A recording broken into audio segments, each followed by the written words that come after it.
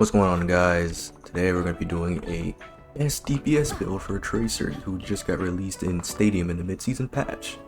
Now the first thing I want to mention is that this build works best with weapon power, as you're going to be using a lot of your blinks and your weapon itself for this to work. The first thing you're going to want to equip here is Foresight, which after using blink, your next 6 ammo shots within 2 seconds auto aim to targets within 10 meters. Fantastic, right? Essentially, when you blink, auto aim for 2 seconds. First 6 bullets. Pretty neat. Now, the second one you want to attach would be time lapse. Hitting 2 consecutive shots on the same target without missing deals 1 weapon powered extra damage over 2 seconds. These two work hand in hand together, and they're the core of this build along with your weapon power. As you can see, blink, shoot, boom, it did damage, way extra damage over time. Now the third one you're going to want to get now that you have your 2 foundations of this entire build is Blink of an Eye, which critical hits reduce the cooldown of blink by 0.05 seconds. So you blink, that's the normal speed. Fantastic, right? So you blink, boom, get it back faster.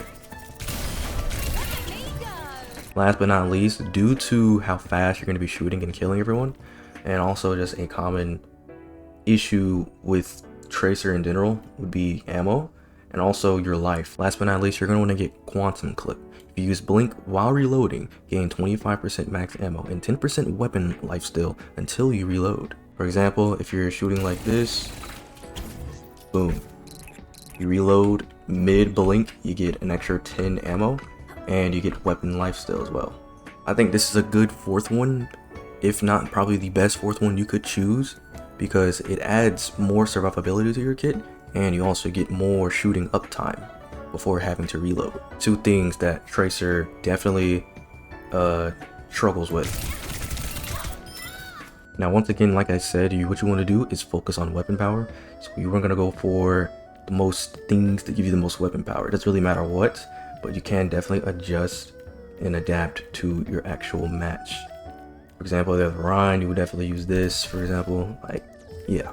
But 3 items I definitely do recommend is Hard Light Accelerator, I have the Spider, and the Closer when you do get to late game or you just have enough cash. Other than that, I think it really is purely adaptive, and you're just going for how much weapon power you can get at the moment. So the essential build cost is around 39,000. And other than that, that's about it. Now I know some of my more regular viewers may be thinking, well, why is the Kiriko player making a thing for Tracer? Well, for 2 reasons. 1, I have a general understanding of Tracer. 2, I have actually played Tracer before. I placed Diamond 4 on Tracer with the match abandoned, and I also, you know, that was my first time ever playing Tracer, or even looking at her kit. So I think I have a natural nab and understanding of this hero.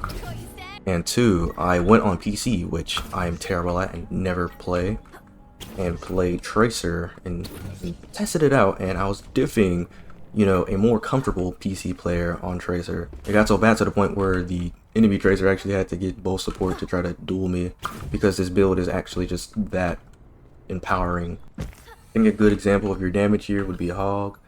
Boom, boom, boom, boom, boom, boom. Do a whole lot of damage. Blink, boom, boom, boom. You can do a ton of damage per single clip, and you can increase that clip. Now, some cons and more obvious things about this build would be, 1, you're not going to be as survivable as you possibly can be, and 2, your ultimate is going to be rendered almost useless later game. But other than that, I think that's about it, and I'm going to see you guys.